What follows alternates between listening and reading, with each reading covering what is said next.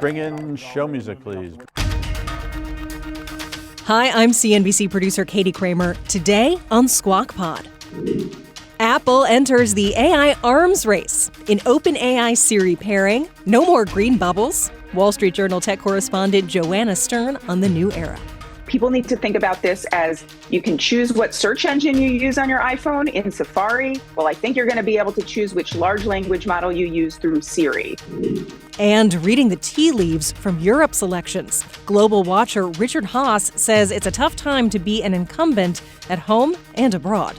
People don't feel better, and they're not confident they're going to be feeling better down the road. So yeah, he faces real political headwinds over that, not to mention the border, not to mention his age. So you have to add these things up. And I would say what just happened in Europe is it's a real warning sign. Congress taking on hidden charges on your hotel bill. Emily Wilkins reports. These so-called junk fees are so unpopular that they're bringing Republicans and Democrats together. And the rest of today's stories that got us squawking. Another new bidder for Paramount. Bronfman, where's he been? Investigations at the UAW. A possible Alzheimer's drug. And the clock ticks on the vote to pay Elon Musk billions. This one's going to be a squeaker. It feels like it's going to be close. It's Tuesday, June 11th, 2024. Squawk Pod begins right now. Stand Becky by in 3, 2, 1. Cue, please. Good morning, everybody, and welcome to Squawk Box right here on CNBC. We are live from the NASDAQ market site in Times Square. I'm Becky Quick, along with Joe Kernan and Andrew Ross Sorkin. A panel of independent advisors to the FDA, as usual, an FDA panel recommended Eli Lilly's Alzheimer's drug, donanemab, paving the way for the treatment to receive approval. In the U.S. later this year, the FDA typically follows the recommendations of its advisory panels, but it isn't required to do so.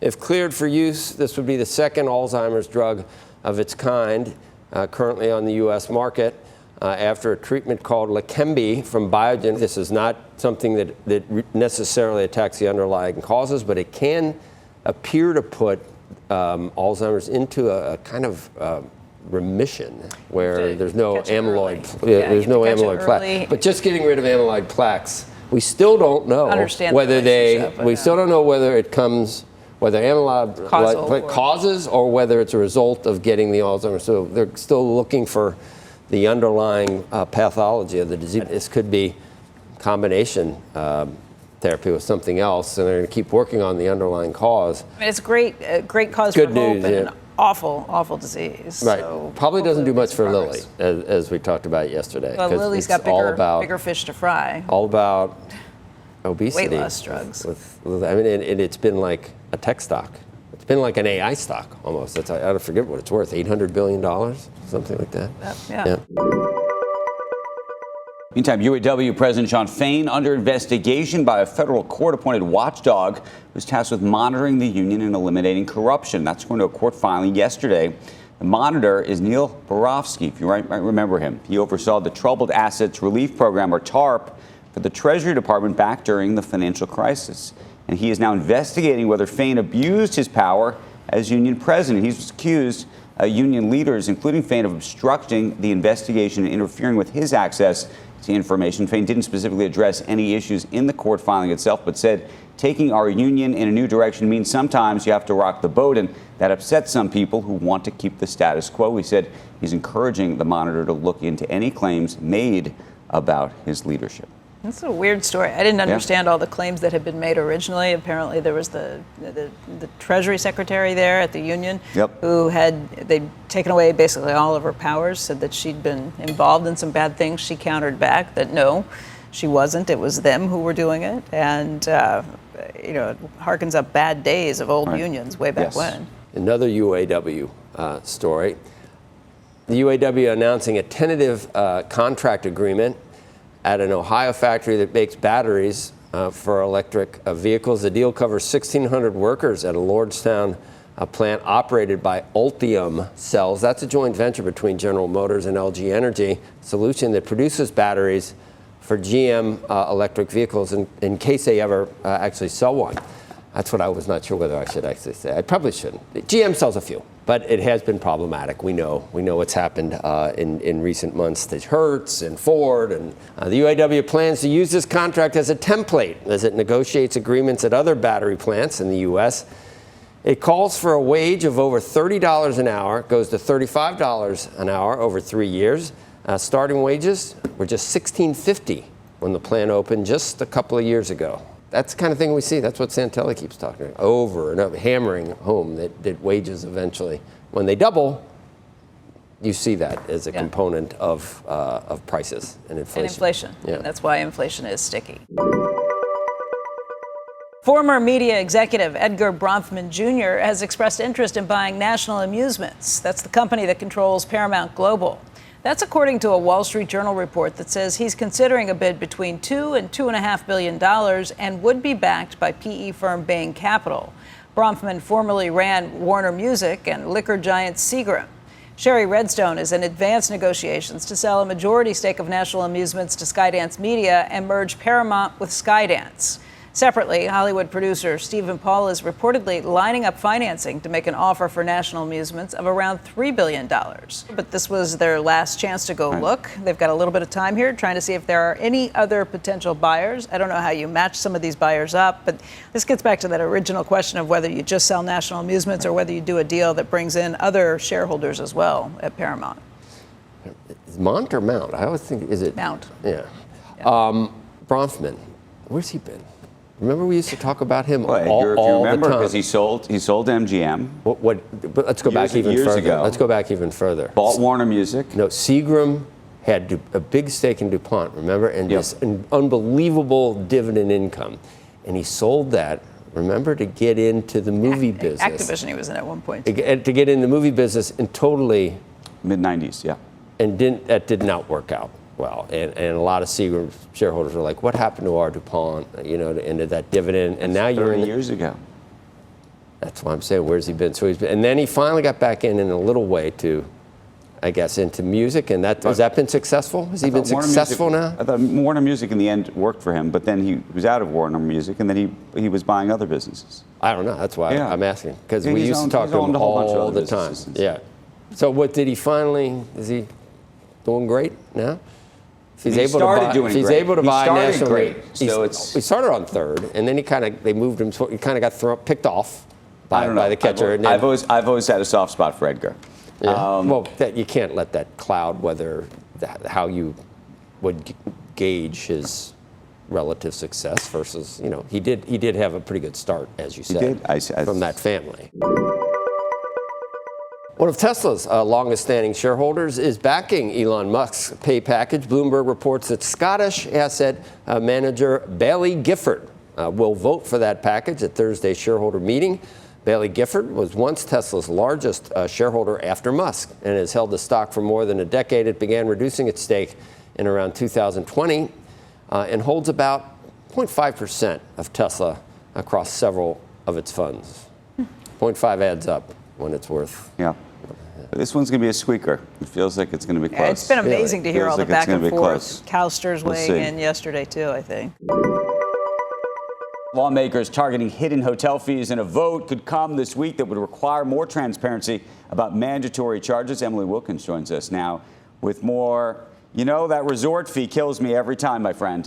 Every time, Andrew. I mean, you think that you've compared two hotel prices and then it turns out, oh, by the way, what you thought you were going to pay, you're now going to pay 20, 30, 40 bucks more. And these so-called junk fees are so unpopular that they're bringing Republicans and Democrats together. This afternoon, House lawmakers are expected to widely support a measure requiring hotels and other short-term lodging to have to include that cost of mandatory fees in any sort of advertised price. Hotels raked in an estimated $2.9 billion in fees in 2018. The last year data is available. And a 2023 Consumer Reports survey said 37% of respondents found hidden fees after receiving a hotel bill. And for a number of those folks, it actually pushed them over their budget. Now, hotels have said that these fees help support things like Wi-Fi, transportation, other amenities. But Lauren Wolf, who's the counsel for Travelers United, has said that she's found that's not true. Her company has sued 5 hotel chains, including Hilton, Hyatt, and she said that they found the fees just get added to room prices on the back end. Everything goes into the same bucket of money. It's not paying for any special amenities. And they're just telling you that to make it seem like this is some sort of reasonable fee, when really it's just a way for them to get extra money from the consumer. The American Hotel and Lodging Association has defended the fees. A poll they commissioned found only 6% of hotels charge some of these mandatory fees, but they, as well as top hotel chains and Airbnb, are supporting this legislation, saying it's going to be beneficial to have one national standard for how hotel costs should be advertised. And hopefully, if the House passes this in a bipartisan manner, it potentially could fly through the Senate, and who knows, maybe could actually impact some of the summer travel that's coming up. Andrew? Okay. Emily, thank you. We can hope. Okay, here's my problem with that. If we're going to focus on things where there's no transparency and costs, do something that matters, like healthcare costs. I mean, Well, I know we agree on this. Yes, we do agree on that. The idea that you can't figure out where you can get an MRI, what the price differential is at different places, any number of tests. If you get PT that's connected to a hospital, it's one thing. If you get it another, is clearly more powerful than the hotel lobby. Yeah. Great. Cheese will be next. Coming up next on Squawk Pod, what Europe's shift to the right means for the U.S. election later this year. With Richard Haass, he is the Council on Foreign Relations President Emeritus. Whether it's Trump or Biden, the pendulum has swung, the economic model has changed. The Middle East is not poised on the edge of stability. Europe is not poised on the edge of stability. So you have to assume that it's a less benign environment for business.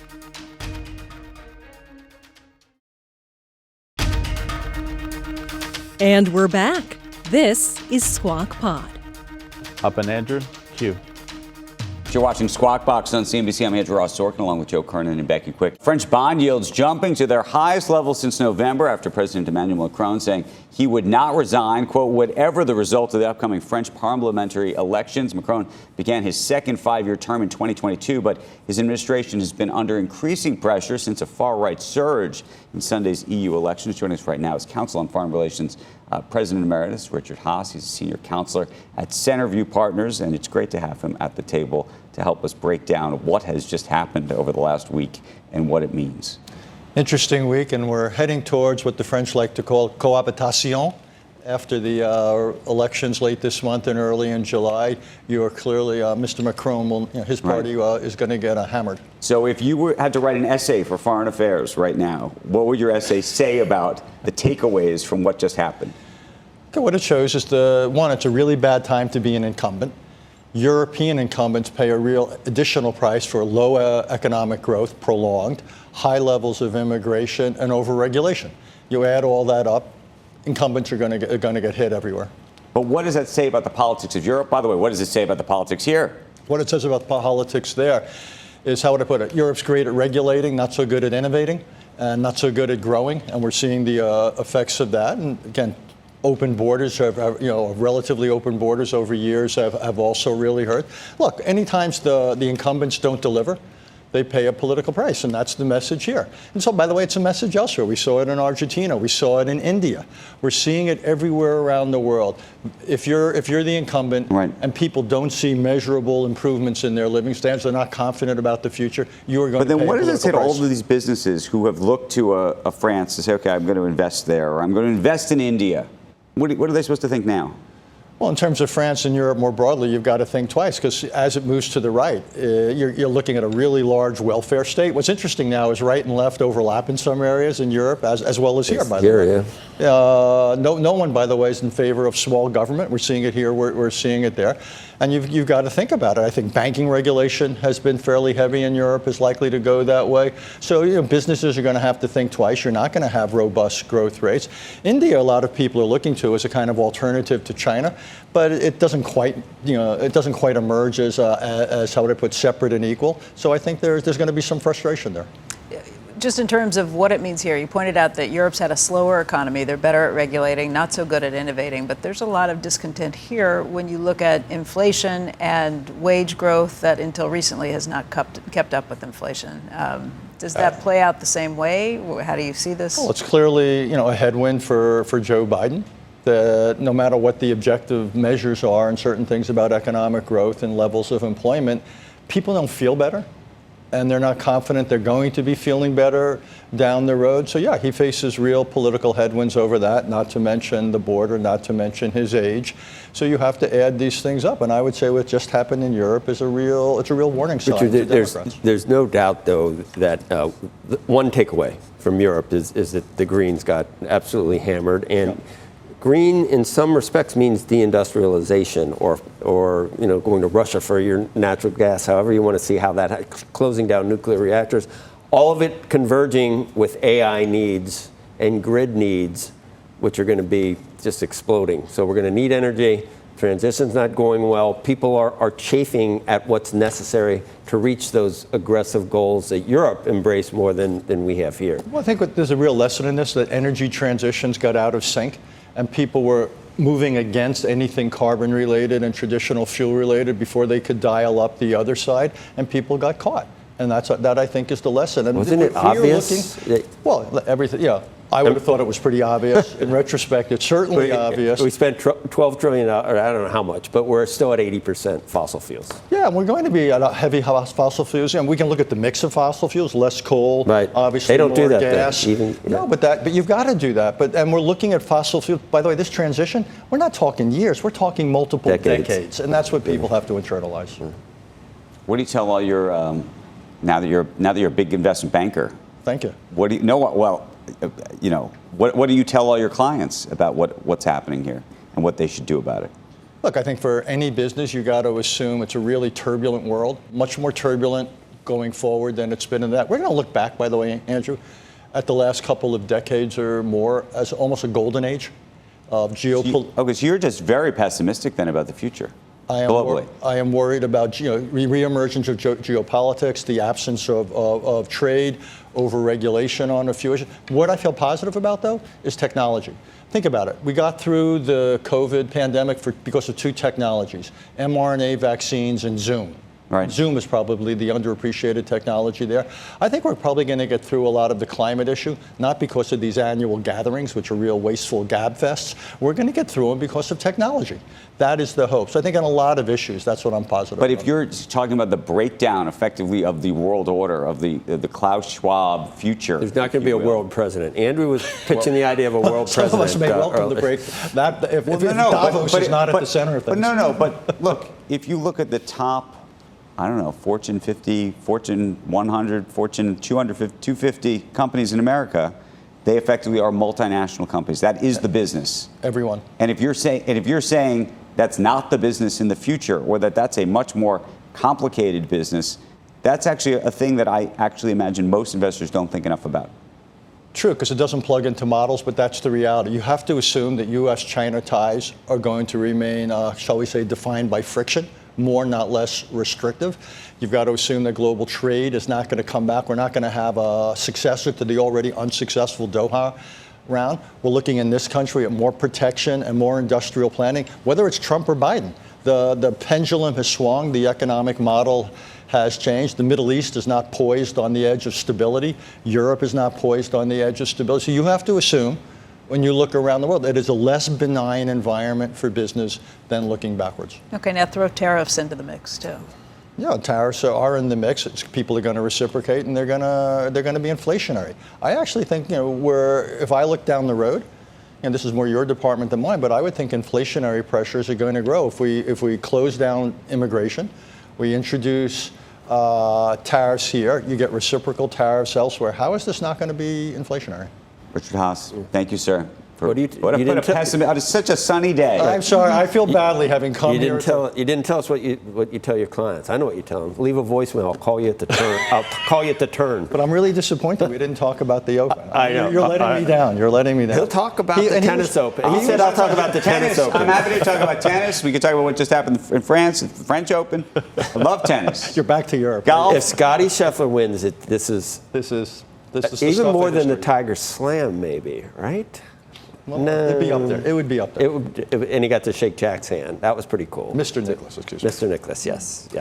Okay. Mr. Nicholas, to you. Thank you. Thanks, Richard. Up next on Squawk Pod, Apple announces its play for artificial intelligence. Its OpenAI integration with Siri has chafed, of all people, Elon Musk. who has privacy concerns. Wall Street Journal personal tech correspondent Joanna Stern was in Cupertino for the big event. Eventually, Elon Musk might strike a deal here, and Grok might be integrated as one of the large language models. I think maybe once he understands that better, maybe he'll see this as an opportunity. We'll be right back.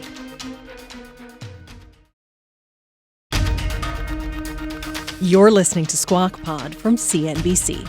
Here's Andrew. Apple debuting generative AI plans at its Worldwide Developers Conference. It's called Apple Intelligence, and it's now going to integrate all hardware and software products into it.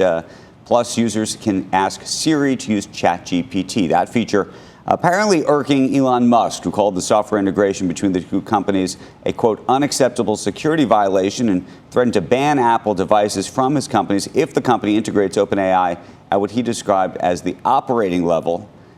I would say from my reading of it, it's not really integrated at the operating level, but we're going to discuss this right now. Joining us, one of the journalists who attended Apple's event, Joanna Stern, the Wall Street Journal senior personal technology columnist and a CNBC contributor. I want to get into your review, which was fascinating to read this morning in the Journal. It's worth a read for those who haven't seen it yet.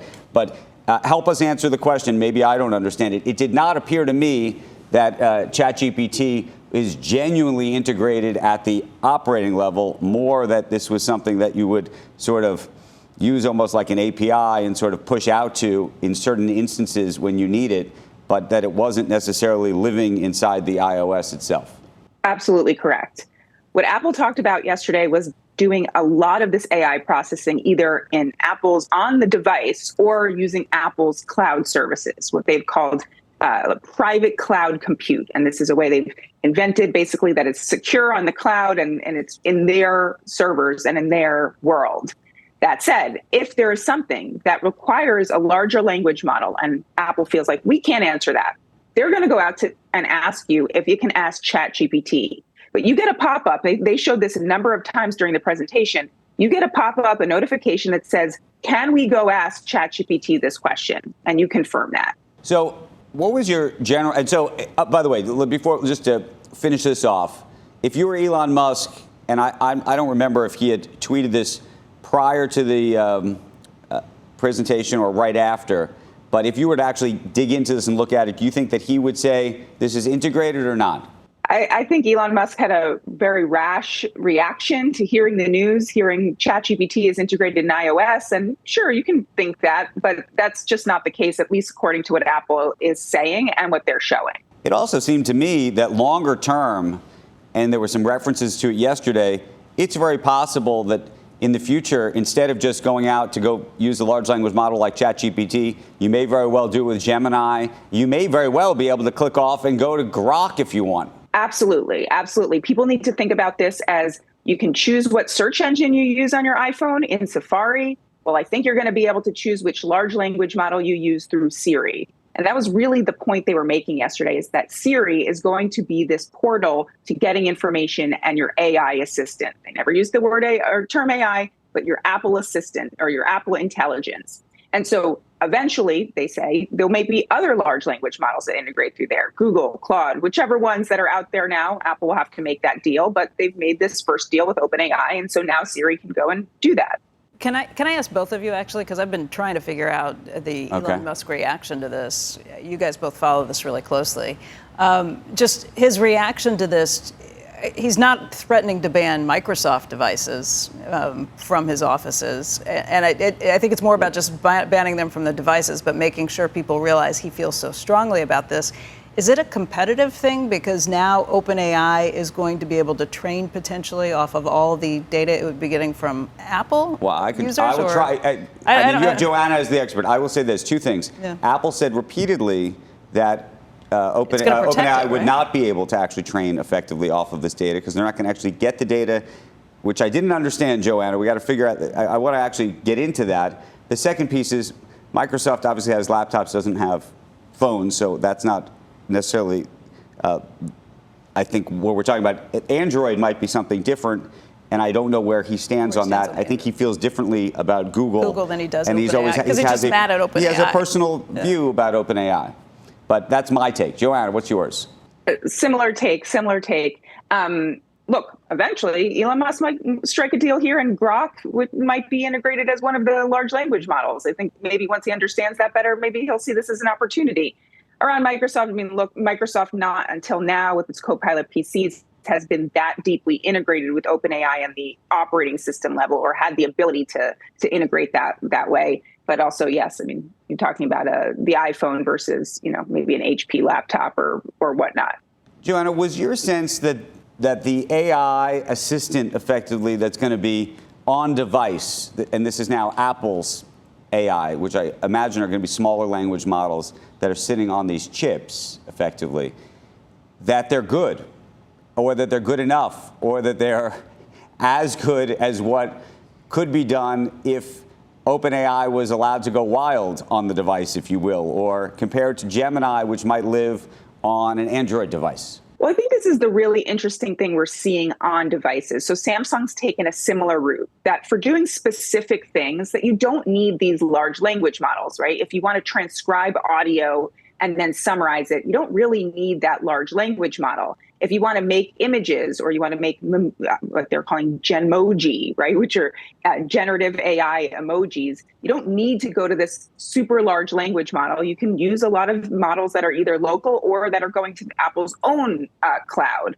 And so that's actually one of the interesting things that they're saying here, is that sometimes you're just really not going to know where that processing is happening. Obviously, the normal user is not going to know if this is happening on device or it's going to the cloud. And Apple's saying that in their presumption, it doesn't really make that much of a difference if, again, they're not telling you it's not going to ChatGPT, right? If it is, they're going to tell you. But otherwise, it's in Apple's world, and they're making a huge bet on privacy and security. You haven't gotten a chance to test it yet, but but I call multi-step, effectively, projects that you would give the phone like an assistant. The question is how good that really is, and whether that's as good as what you might get with one of these larger language models doing the work for you. Now, they seem to show lots of integration where you could effectively say, add this to my calendar, email so-and-so, and do 5 things all at one time. I think it's to be seen whether it can really do all of those 5 things at one time. We absolutely don't know yet. And a lot of these Siri promises where we're seeing Siri use your personal data to go across apps, it's just not going to be ready yet. And they're not even saying that it's going to be ready this year. They're saying some of this could come next year. So this is a long-term play by Apple. They showed a lot yesterday, but absolutely they need to show us how it actually works to really believe it all. And then can you just go underneath the economics of this for half a second? Because, historically, Google has actually paid Apple to have access to that search box. That was always a very valuable piece of real estate that effectively Apple was selling to Google. This has become part of even the antitrust suit against the company. In the context of OpenAI, I was trying to think through the economics of that. Do we believe that Apple is paying OpenAI? Do we believe that OpenAI is paying Apple? OpenAI is not benefiting, if you believe them, from being able to train on the data, so that's not of value to them. It could be a lead gen kind of product in that there is going to be some kind of integration with a paid version of ChatGPT. How are you thinking about the math here? Well, I don't think it's necessarily a lead gen thing, because what Apple has said is that they're offering this for free to their users, right? ChatGPT 4.0 is going to be free. You don't need to sign into the service. If you do have ChatGPT Plus and you happen to pay OpenAI for that, well, then you can come and sign in. And they said that's going to all be a possibility. So to me, that strikes me as Apple is trading money with or giving money to OpenAI for some of this access here. And Apple's also said they've built in some real privacy to how it works with OpenAI for the free version, that it is not collecting that data. It is not training on that data. So my guess is that if OpenAI isn't getting data, they're getting money. Joanna Stern, it's great to see you this morning. Thank you. Good to see you too. And that's Squawk Pod for today. Thanks for listening. Squawk Box is hosted by Joe Kernan, Becky Quick, and Andrew Ross Sorkin. Tune in weekday mornings on CNBC at 6 Eastern. Get the best of our show in this easy-to-listen-to podcast when you follow Squawk Pod. If you listen on Apple Podcasts, please remember to leave us a rating or a review. Let us know what you think. We'll meet you back here tomorrow. We are clear. Thanks, guys.